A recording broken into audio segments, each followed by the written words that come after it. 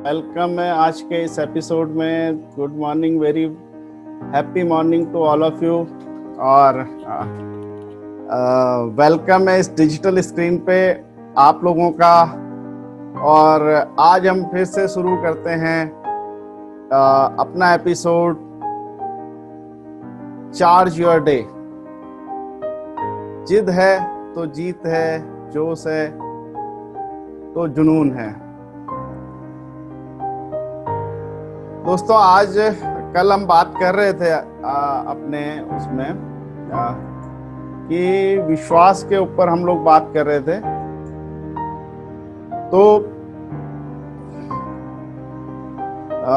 कल हम बात कर रहे थे हमारी धारणाएं। और धारणाएं एक ऐसा टॉपिक है कि अगर हम इसकी गहराई में जाएं तो बहुत अंदर तक जाता है। और मैं कुछ चीजें आपको बताना चाहता हूं कि हम जब कभी अपने आप से पूछते हैं या हम कभी सोचते जरूर होंगे कि एक व्यक्ति आज दुखी रहता है, हम 5 साल बाद देखते तो भी वो दुखी नजर आता है।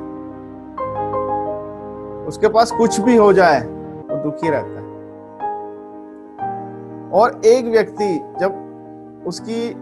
जब एक आदत होती है कि उसके पास बहुत सारी सहूलियतें नहीं होती, बहुत सारी चीजें नहीं होती हैं, तो भी वो आज भी सुखी रहता है और कल भी सुखी रहता है। तो एक मिनट दोस्तों, तो एक व्यक्ति सुखी रहता है, एक व्यक्ति दुखी रहता है, एक सुखी राम एक दुखी राम है। एक व्यक्ति समृद्धि की तरफ जाता है और जाते ही रहता है, और एक व्यक्ति गरीब होते रहता है। वो गरीबी से हम देखते हैं 3-4 साल, क्या वो अफोर्ड नहीं कर रहा होगा, क्या वो गरीबी से निकलने के लिए एफर्ट नहीं कर रहा होगा, पर फिर भी हम देखते 5 साल बाद पाते हैं। मेरे तो कई ऐसे एक्सपीरियंस है कि आदमी आता है, बाबूजी 10,000 रुपए दे दीजिए और मैं ये काम करूंगा, ऐसे करूंगा, आपके लौटा दूंगा। और वो बेचारा कभी वो 10,000 रुपए ले तो जाता है, पर वो कभी उस स्थिति से निकल ही नहीं पाता, वो कमा ही नहीं पाता, देगा कहां से वापस। और अक्सर ऐसा लोगों के साथ होता होगा कि उनसे कोई पैसा ले गया और वो वापस नहीं आए। ऐसा नहीं कि नियत नहीं होती, लोगों की नियत होती है, पर वो कई बार दे नहीं पाते हैं, यानी उनके पास उतना पैसा हो नहीं पाता है, वो फिर से दोबारा से किसी और से मांगते नजर आते हैं। एक व्यक्ति आस्थावान और आत्मविश्वासी होता है तो दूसरा व्यक्ति, उसकी जो है सेल्फ इमेज बहुत वीक होती है, भयभीत होता है, तनावग्रस्त होता है। ऐसा क्यों होता है, कभी सोचा आपने? एक बहुत अच्छा व्यक्ति भी ऐसा हो सकता है, वो दिल से बहुत अच्छा है, फिर भी इन अवस्थाओं को झेल रहा है। एक थोड़ा सा टेढ़ा व्यक्ति, चालाक टाइप का आदमी, वो भी कई बार बहुत अच्छी स्थिति में रहता है, खुश रहता है, प्रसन्न रहता है। ऐसा क्यों होता है, क्या अंतर है? आपने कभी सोचा है? एक व्यक्ति के पास बहुत अच्छा ऐसा बंगला होता है, रहने वाले 2 लोग, बंगला जो है ना कई कई बीघे में फैले होते हैं, ठीक है। और दूसरे व्यक्ति 10-10 परिवार का अगर एक झोपड़पट्टी में रहता है। और होना ऐसा कोई बुरी बात भी नहीं है, ना बड़ी बात है, लेकिन बदलने का, उस चीज की स्थिति हम देखते हैं 5-10 साल बाद भी वही रहती है। ऐसा इसका पीछे क्या कारण है स्थिति का ना बदलना? एक गरीब आदमी, एक परेशान आदमी, वो जो पूरा प्रयास, मेहनत, सब कुछ करता है, फिर भी उसकी स्थिति ना बदलने के पीछे क्या कारण है? कभी आपने सोच के देखा? है ना? एक व्यक्ति लोकप्रिय होता है, दूसरा अलोकप्रिय होता है ना? और एक व्यक्ति मेहनत करता है, और ये जॉब वाले लोग मेरे साथ जुड़े हैं तो उनको बहुत अच्छा अनुभव होगा इस चीज का, कि एक व्यक्ति जो है अपने मेहनत करता है जॉब में और अपना बेस्ट देता है, पूरी मेहनत करता है, लगन से अपना पूरा 100% देता है, उसकी तरक्की नहीं होती। और एक व्यक्ति जो सुस्त, आलसी और बड़ा तिगड़मबाज होता है, उसकी हमेशा तरक्की। कई बार अक्सर देखा गया ऐसा होता है, हम लोगों ने इस चीज को फेस किया है अपनी जॉब में। एक व्यक्ति पूरी मेहनत कर रहा, परफॉर्म कर रहा, सब कुछ कर रहा, उसकी तरक्की नहीं हुई, लेकिन दूसरा आदमी कई बार ऐसा होता है, एक हमसे कम पढ़ा लिखा व्यक्ति, हमसे कम एक्सपीरियंस व्यक्ति, हमसे कम अच्छा व्यवहार रखने वाला व्यक्ति हमारा बॉस बन के आ जाता है। हो सकता है आप लोगों के साथ, और बेसिकली आप कभी अपने बॉस के साथ बहुत डीपली टाइम गुजारें तो कई बार लोग काबिल होते हैं, वाकई में वो डिजर्व करते हैं, बट अक्सर लोग काबिल नहीं होते और हमारे ऊपर बैठते हैं। और हम अक्सर ये सोचा करते हैं कि यार हम तो इससे काबिल हैं, हमें ये चीज क्यों नहीं मिली, इसे क्यों मिली, है ना। तो एक व्यक्ति अपने पैसे में बहुत आगे बढ़ जाता है, एक व्यक्ति पीछे रह जाता है। उसको जानकारी बहुत है, उसको सब कुछ है। हम ऐसे समाज में बहुत सारे लोग जानते हैं जिनको बहुत अच्छा नॉलेज है, बहुत बढ़िया उनके पास हर चीज है, एटीट्यूड बढ़िया, नॉलेज बढ़िया, सब कुछ, तरक्की क्यों नहीं कर रहे हैं। कुछ लोग ऐसे होते हैं जो उनके ज्ञान का उपयोग करके उनसे ज्यादा तरक्की कर देते हैं और उनको पीछे छोड़ देते हैं। अक्सर दोस्तों आपके सामने ऐसा हुआ होगा, और इसके पीछे का कारण अगर आप समझेंगे तो आप आश्चर्यचकित रहेंगे। एक व्यक्ति असाध्य रोगों से ठीक हो जाता है और एक व्यक्ति साधारण रोग को असाध्य रोग बना लेता है। क्यों? यहां पे प्रॉब्लम है। और प्रयास दोनों कर रहे हैं, ऐसा नहीं कि प्रयास नहीं कर रहे हैं, प्रयास दोनों कर रहे हैं, ठीक है। एक को परिणाम बहुत बेहतर मिल रहे हैं, एक को नहीं मिल रहे हैं, एक को मतलब नेगेटिव में परिणाम मिल रहे हैं। एक बहुत बड़ा सवाल, और जो मैं जानता हूं कि मैं भी ऐसा कभी सोचा करता था, एक बहुत जो दयालु है, धार्मिक है, आस्थावान है ना, वो बहुत मानसिक और शारीरिक यातनाएं झेलता है अक्सर। बहुत आस्थावान, भगवान में पूरी आस्था रखता है, पूजा पाठ हर चीज बहुत, और उसका दिल भी शुद्ध होता है, सब कुछ अच्छा होता है, फिर भी कई बार वो यातनाएं झेलता है। और एक दुष्ट, हमारे देश में अभी बोलूंगा तो बहुत सारे उदाहरण निकल आएंगे, बहुत ऐसे व्यक्ति जो अनैतिक रूप से पैसा कमाते हैं, अनैतिक कार्य करते हैं, बहुत सारे इस तरह के कार्य करते हैं जो नहीं करने चाहिए, बावजूद उसके वो खुश और प्रसन्न क्यों रहते हैं। तो एक व्यक्ति जो बहुत अच्छा व्यवहार स्वभाव का है, हमें लगता है यार ये व्यक्ति कितना अच्छा है, उसका वैवाहिक जीवन कष्टमय क्यों होता है। और एक चालाक, बहुत चरित्रहीन और बहुत सारे तरह के अलग अलग तरह के लोग होते हैं, हमारे भी ऐसे लोगों का एक्सपीरियंस है, उनकी गृहस्थी इतनी अच्छी कैसे चलती है, उनका जीवन सुखमय क्यों होता है। और ये सवाल जो मैंने लिए हैं, ये एक बुक है जोसेफ मर्सी की, आपके अवचेतन मन की शक्ति, उसमें उसकी प्रस्तावना में ये सवाल लिखे हैं, और उस लेखक ये लिखता है कि भाई मैंने इन सवालों के जवाब ढूंढने के क्रम में ये पुस्तक लिखी। आपके अवचेतन मन की शक्ति पढ़ी, मौका मिले तो जरूर पढ़िएगा उस किताब को, बहुत अच्छी बुक है, मैं रेकमेंड करता हूं। तो दोस्तों, जो सवाल मैंने उठाए वो जीवन में बड़े प्रासंगिक हैं, बहुत महत्व है इन सवालों का। अब क्योंकि धारणाओं पे टॉपिक चल रहा था तो धारणाओं से ही हम शुरू करते हैं, और ये सवाल थे जिनका जवाब हम इसी में ढूंढने की कोशिश करेंगे, और जब आपको जवाब मिलेगा तो आप भी आश्चर्यचकित रहेंगे कि यार ये था।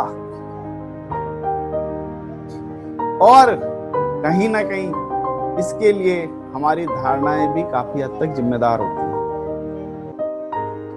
हमारी धारणाएं समाज को किस तरह से हमें समाज में किस तरह से पीछे हटाने का काम करती हैं, अच्छा आगे बढ़ाने का भी कार्य करती हैं। तो समाज में धारणाएं किस तरह से हमें पीछे हटाने का काम करती हैं, उसके कुछ एक उदाहरण देता हूं मैं। अब देखिए, एक जनरल धारणा है हमारी कि भैया जो लोग ये है ना, जो लोग क्या करते हैं कि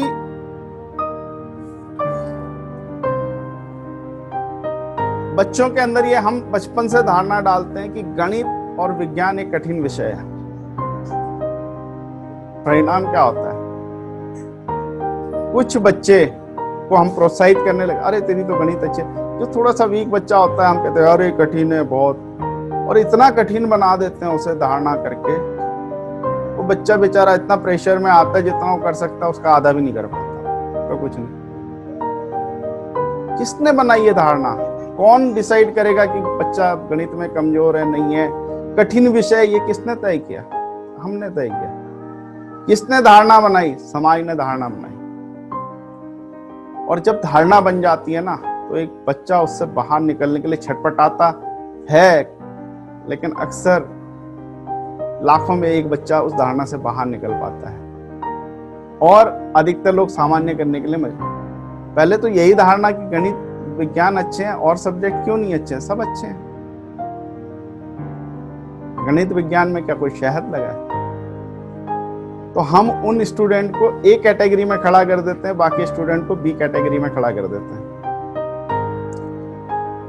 बच्चों से हम मैथ साइंस में अच्छा करने का ट्यूशन भी लगाते हैं। अरे हिंदी की ट्यूशन कोई नहीं लगाता, सोशल साइंस की नहीं लगाता, जबकि इन सब्जेक्ट का हमारे जीवन पे ज्यादा प्रभाव पड़ता है, ज्यादा महत्व है, फिर भी हम किसका ट्यूशन लगाते हैं? Math science. दूसरा एक बहुत बड़ी अवधारणा है हमारे समाज में, बहुत गलत अवधारणा है कि अंग्रेजी एक बहुत कठिन विषय है और अंग्रेजी बोलने वाले बिल्कुल एक्सीलेंट होते हैं, है ना। जो व्यक्ति अंग्रेजी में बात कर ले, ठीक है, तो हम सोचते आ रहे यार ये, और अंग्रेजी को हमने इतना कठिन विषय बना दिया। और कैसे बनाया? अब हमारी धारणाएं देखिए। हमने जब बच्चों के मन में प्रेशर डाला, जो हिंदी मीडियम के बच्चे हैं वो ज्यादा अच्छी तरह से मेरी बात को समझ रहे होंगे, तो इंग्लिश मीडियम है उन्हें माहौल मिलता है। क्या धारणा बनाई गई बचपन से? अरे कठिन विषय है, अंग्रेज लोग, हमारे सब कॉन्शियस में जा रखा, अंग्रेज लोग बहुत बढ़िया होते हैं, सूटेड बूटेड ये सब बढ़िया होता है। धारणा है। हमें कभी भी इंसान को इस रूप में देखना नहीं सिखाया गया, ये अच्छा है ये नहीं है, ये दिल से अच्छा है, इसके पैरामीटर नहीं बनाए गए। पर जो शानो शौकत दिखाते हैं उसको बड़ा मानने के हमारी धारणाएं बनाई गई। क्या ये अच्छी बात है? अब अंग्रेजी का विषय मैं छेड़ता हूँ, छेड़ा है तो मैं आगे बताता हूँ कि हमारी धारणाएं बनी कठिन विषय है, अंग्रेजी कठिन विषय। बट और हम क्या करते हैं फिर अंग्रेजी सीखने के लिए? ट्रांसलेशन वाला फॉर्मूला अपनाते हैं, है ना, और हम उसको ग्रामर से कनेक्ट करते हैं। अब हमें किसी को कुछ बोलना है तो हम क्या करते हैं? पहले हिंदी में सोचते हैं, तो उसका ट्रांसलेशन करने की कोशिश करते हैं। और बहुत ही विरले जीनियस लोग होते होंगे जो इस चीज में हमें, मतलब इस चीज को, इतना इंटेलिजेंट कौन होगा भाई अपनी हिंदी का ट्रांसलेशन इंग्लिश में करे और फिर इंग्लिश बोले, और वो भी विद इन ए सेकेंड, कुछ सेकंड के अंतर पे बोलना। तो कुछ सेकंड, अब ये थोड़ी कि अभी किसी ने कोई बात करी हम उसका रिप्लाई आधे घंटे बाद देंगे, ऐसा तो नहीं होता, तुरंत करना होता है। तो हम ऐसा कैसे कर सकते हैं? इतने जीनियस हम कैसे हो सकते हैं? तो दोस्तों, इंग्लिश इतना बड़ा हुआ बना दिया गया, एक सामान्य बच्चे को इंग्लिश से डर लगने लगता है, वो ग्रामर पे फोकस करता है। आप लोगों के अनुभव में अगर मेरी बात से सहमत हो तो चैट बॉक्स में प्लीज लिखें, ठीक है। और लोग इंग्लिश जानते भी है ना तो बोलने का प्रयास इसलिए नहीं करते कि वो सोचते हैं मैं ग्रामेटिकली कहीं गलत तो नहीं बोल रहा, है ना। ग्रामेटिकली अगर मैं गलत बोलूंगा तो लोग मेरा मजाक उड़ाएंगे। और इस तरह से किसी बच्चे को पूछा गया कि बेटा अपने पापा का नाम इंग्लिश में बताओ, तो उसने बोला sir my father's name is sunlight. बोले ये कौन सा नाम है? बोले my father's name is sunlight, यानी बोले हिंदी में बता दो। बोले मेरे पिता का नाम सूरज प्रकाश है। इस तरह से हम इंग्लिश सीखते हैं। और बोले आपके दादाजी का नाम क्या है? बोले सर मेरे दादा का नाम है लाइफ बॉय। बोले लाइफ बॉय हिंदी में बोलो।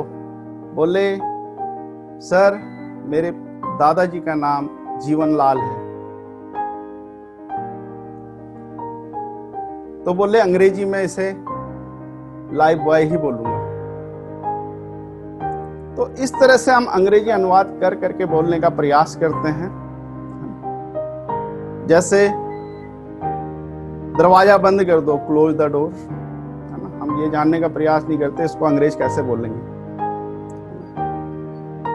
पानी लाओ, हमारे दिमाग में क्या है, ट्रांसलेशन करेंगे ब्रिंग द वाटर, है ना। ये एक ऐसी अवधारणा का परिणाम है जो हमें पीछे धकेल रही है। ये बहुत गलत अवधारणा है जो हमारे बच्चों को बचपन से अवरोध करना शुरू कर देती है। अगर देखा जाए तो अंग्रेजी एक भाषा है, जैसे हम हिंदी भाषा बोल रहे हैं, हमें कोई सीखनी थोड़ी पड़ी, तो माहौल में रहे सीख गए, हर चीज सीखी। अब हिंदी की हमें कितनी ग्रामर आती है हम ही जान सकते हैं, आप जान सकते हैं, कितनी आप लोग जानते हैं, कितनी हम लोग जानते हैं। सिंपली जो भाषा होती है वो कम्युनिकेशन का माध्यम है, संवाद का माध्यम है, और इसी तरह से इस लैंग्वेज को लेना चाहिए। अब हम अंग्रेजों की बात करें, जब वो लोग बातचीत करते हैं तो ग्रामर में हमसे फिसड्डी है। इंडिया के लोग, इंडिया का छोटी क्लास का स्टूडेंट भी उनसे ज्यादा ग्रामर जानता है, पर क्या वो अंग्रेजी नहीं बोलते? बोलते हैं, क्योंकि उनको ये अवधारणा बनाने की जरूरत नहीं है, उनके लिए लैंग्वेज है। और हमारे लिए कठिन विषय किसने बनाया? किसने बनाया भाई? हमने, आपने। तो आज क्योंकि समय हो रहा है इसको यहाँ पे छोड़ते हैं, कल इससे कंटिन्यू करेंगे। लेकिन आप जरूर सोचिएगा कि आपकी अवधारणाएं कौन बना रहा है। आप कहीं ये गलती समाज के लिए कर तो नहीं रहे हो? कहीं आप बच्चों को इस चक्रव्यूह में तो नहीं डाल रहे हो मैथ साइंस कठिन विषय है, ट्यूशन लगाएंगे, हिंदी आसान है, ये सब मतलब इस तरह की खिचड़ी अगर आप कर रहे हैं ऐसा तो बंद कर दीजिए ऐसा, क्योंकि इसी से समाज नकारात्मक बनने की शुरुआत होती है। बिल्कुल बंद करिए इसे और लोगों को भी रोकिए। हम ये धारणाएं बिल्कुल, छोटा सा हम 4-5 लोग मिलकर अभी इस स्क्रीन पे हैं, हम अपनी धारणाएं बदलेंगे। धीरे धीरे करके लोगों की धारणाएं भी हमें बदलती रहनी चाहिए, बदलती रहेंगी। तो दोस्तों मैं ये बताना चाह रहा हूं आपको कि हमारी गलत धारणाओं की वजह से हम बहुत पीछे चलते चले जाते हैं। और अंग्रेजी सीखना इतना कठिन नहीं है, सच में इतना कठिन नहीं है, बस कठिन बना दिया जाता है हमारे दिमाग में, अवचेतन मन में धारणाएं घुसा के। तो दोस्तों आज मैं अपनी बात यहीं पे समाप्त करता हूँ, कल इसे कंटिन्यू करेंगे और बहुत मजेदार धारणाओं की बात करेंगे जो हमारे बीच में व्याप्त है और कहीं ना कहीं कभी ना कभी हम भी उससे ग्रसित हो जाते हैं। तो कल उससे बात करेंगे।